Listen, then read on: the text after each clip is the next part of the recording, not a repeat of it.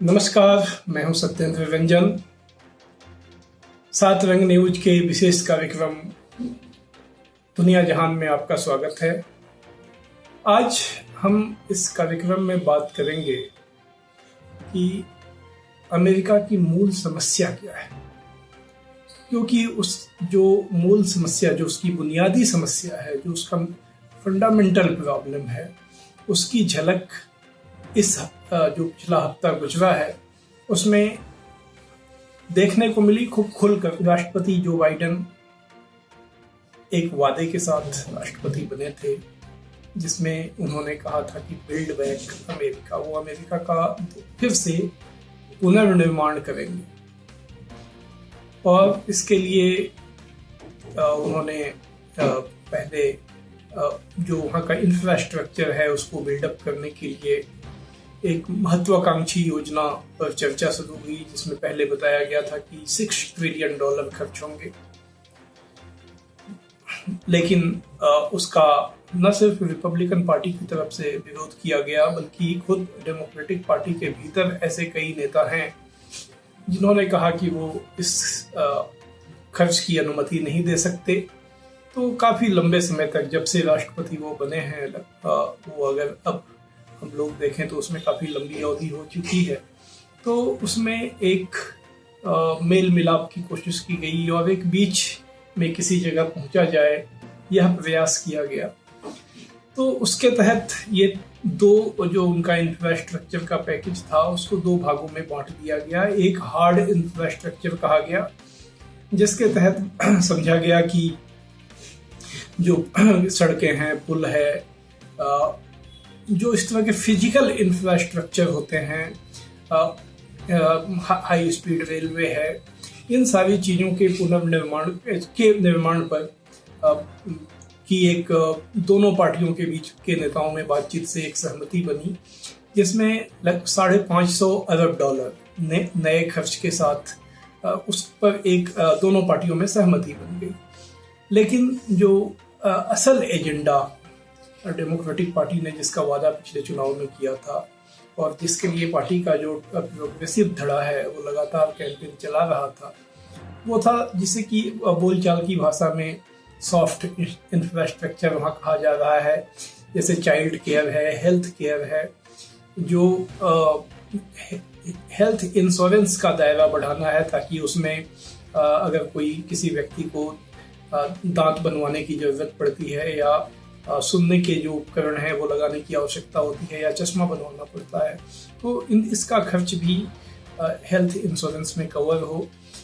इसी तरह जो क्लाइमेट चेंज की से निपटने के लिए जो ग्रीन टेक्नोलॉजी के ऊपर में बड़ा निवेश किया जाए, तो इस पर जो डेमोक्रेटिक पार्टी के प्रोग्रेसिव्स हैं, उन्होंने 3.5 यानी $3.5 ट्रिलियन की एक इसकी पैकेज बनाया था। क्योंकि हार्ड इंफ्रास्ट्रक्चर के पैकेज पर दोनों पार्टियों में सहमति थी, तो उस बिल को पहले सीनेट में वो पास हो गया और बाद में उसे हाउस में लाया गया, जो निचला सदन है, हाउस ऑफ रिप्रेजेंटेटिव, जहां यह था कि जो वहां पर डेमोक्रेटिक पार्टी का बहुमत है, तो वहां से उसे पास कराया जाए। लेकिन जो डेमोक्रेटिक पार्टी के प्रोग्रेसिव्स हैं, उन्होंने ये शर्त लगा दी कि पहले जो सॉफ्ट इंफ्रास्ट्रक्चर पैकेज है उसको पास किया जाए, और जब वो पास हो जाएगा तभी वो हार्ड इंफ्रास्ट्रक्चर पैकेज को पास करेंगे। तो ये कुल बैकग्राउंड था जिसमें ये मामला इस हफ्ते आया। इस हफ्ते कहा गया कि ये दोनों ही रिजोल्यूशन हाउस में लाए जाएंगे, लेकिन खुद डेमोक्रेटिक पार्टी के भीतर इसमें ऐसा विभाजन हो गया कि वो इसे पास नहीं किया जा सका। तनाव इस हद तक बढ़ा कि जो बाइडेन को इस हफ्ते शिकागो, जो डेमोक्रेटिक पार्टी के प्रोग्रेसिव्स हैं, उन्होंने ये शर्त लगा दी कि पहले जो सॉफ्ट इंफ्रास्ट्रक्चर पैकेज है उसको पास किया जाए, और जब वो पास हो जाएगा तभी वो हार्ड इंफ्रास्ट्रक्चर पैकेज को पास करेंगे। तो ये कुल बैकग्राउंड था जिसमें ये मामला इस हफ्ते आया।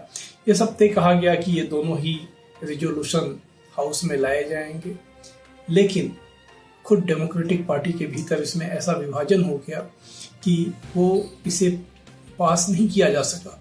तनाव इस हद तक बढ़ा कि जो बाइडन को इस हफ्ते शिकागो जाना था पिछले हफ्ते, लेकिन उन्होंने अपनी यात्रा कैंसिल की। फ्राइडे को वो पहली बार राष्ट्रपति बनने के बाद वो वहाँ के कैपिटल हिल यानी संसद भवन गए और वहाँ जो सांसद हैं उनको संबोधित किया।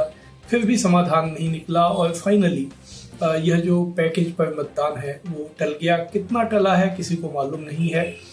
खुद प्रेसिडेंट ने कहा कि इसे पास करना है, लेकिन ये 6 दिन में होगा, 6 घंटे में होगा या 6 हफ्ते लगेंगे, इस बारे में कुछ कहा नहीं जा सकता है। इस बीच डेमोक्रेटिक पार्टी में इसको लेकर गहरा विभाजन है और अब इसकी सवाल जो ये उठता है कि आखिर ये स्थिति है कि ये स्थिति इसलिए है कि चाहे वो डेमोक्रेटिक पार्टी हो या रिपब्लिकन, उनके नेताओं का बहुत बड़ा हिस्सा वो है जिनकी पूरी जो चुनाव लड़ने का खर्च कॉर्पोरेट सेक्टर देता है। वो विभिन्न रूपों से, अलग अलग रूपों से उन्हें फायदा पहुंचाता है और यह वो कई जो सांसद होते हैं वो खुलेआम उन कंपनियों के लिए या उस सेक्टर के लिए लॉबिंग करते हैं जिससे उन्हें लाभ पहुंचता है। अब इसमें जो दवा कंपनियां हैं या जो हेल्थ या एजुकेशन सेक्टर है, जो पूरी तरह से प्राइवेटाइज्ड अमेरिका में अरबों डॉलर का वो मुनाफा कमा रहे हैं, अगर वहाँ पर सरकारी पहल से सरकारी हॉस्पिटल बन जाएंगे या सरकार एक अपने खर्च से लोगों के हेल्थ और एजुकेशन को देखने लगेगी, चाइल्ड केयर को देखने लगेगी, तो जाहिर है कि उनका बिजनेस पर उसका बहुत बड़ा असर पड़ेगा। तो वो आमादा है कि किसी भी रूप में इस बिल को पास नहीं होने देना है और फिलहाल वो सफल होते दिख रहे हैं। किसी को भी कोई भी आज यह विश्वास के साथ कहने में की स्थिति में नहीं है कि ये बिल फाइनली पास हो जाएगा। तो ये है स्थिति।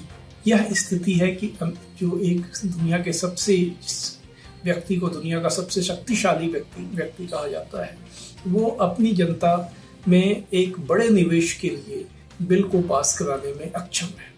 और जब वो अक्षम है तो फिर सारा कुछ जो फाइनेंशियल कैपिटल है, जो पूंजीपति है, जो कॉर्पोरेट सेक्टर है, वो उसके कंट्रोल में और उसके फायदे में चलता रहता है। इसकी वजह है कि पिछले 30-40 सालों में जो आज दुनिया भर में कहा जाता है कि अमेरिका की जो वो एक समय जिसे कि एक अमेरिकन ड्रीम कहा जाता था, वो टूट चुका है और वहाँ देश के भीतर बड़ा सेगमेंट ऐसा है जिसकी आमदनी बिल्कुल स्टैग्नेंट हो गई है और उसकी वजह से वहाँ पर राजनीतिक ध्रुवीकरण बढ़ा है, पोलराइजेशन बढ़ा है और ये तमाम चीज़ें उसके डिक्लाइन को और आगे बढ़ा रही हैं।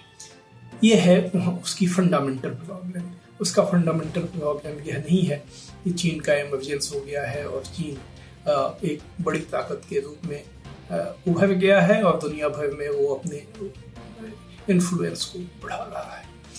तो आज बस इतना ही। धन्यवाद।